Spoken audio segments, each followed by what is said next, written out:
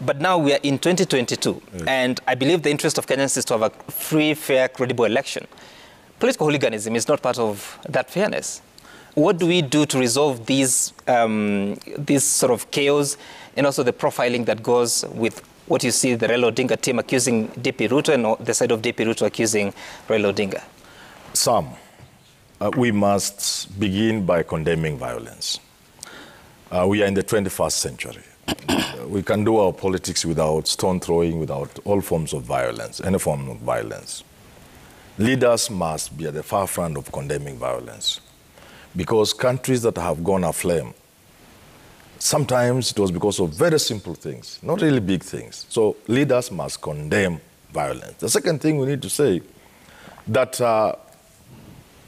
politics everywhere has some element of heckling and so on and so forth. It's undesirable, it's unnecessary, but sometimes it's part of it.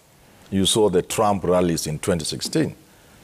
Sometimes he was barricaded, and there were two teams, and So this is really you cannot use that to make very strong statements. The third thing I want to say is that we must not blame each other. The blame can destroy this country. You cannot say ODM, their signature is violence. You cannot say ODM are people who throw stones. Because somebody else could tell you, and that would be very sad for this country, that is better a stone than an arrow. You see what I'm talking about? So let's not blame each other. Because I heard Jeremiah Kioni say, afadhali mtu anangoa reli kuliko mtu anangoa kitu ile ingine, which I can't mention on TV. I think you've seen that clip. So this blame from politicians, I don't want to hear it. I don't even like that statement from ODM. That's not the thing to do.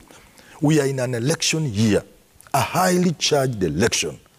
We must do everything within our reach as leaders and as media to avoid situations that can set this country on fire. And finally, I noticed something, and Glad's boss, Charilla, is here. I hope she'll take this to Ruto. He is playing right in the hands of his opponents. I saw him ruffled, rattled, and almost incoherent. And when you bring somebody like Raila into what are basically small little things that you could be organized, I like when you mentioned Babu. If you mentioned Babu, I would not be surprised. But to bring Raila, a statesman, into stone throwing. What do you mean you'll not be surprised? These politicians at that level are known for all manner of small little things, trying to prove to their principles that I'm not saying he has done that. I'm saying I would understand, like she has said.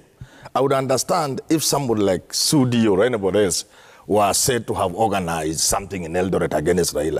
But if somebody said it was Ruto, I would not take you to Raila had a peaceful visit and rally. Just allow him to finish. Let me just make my point.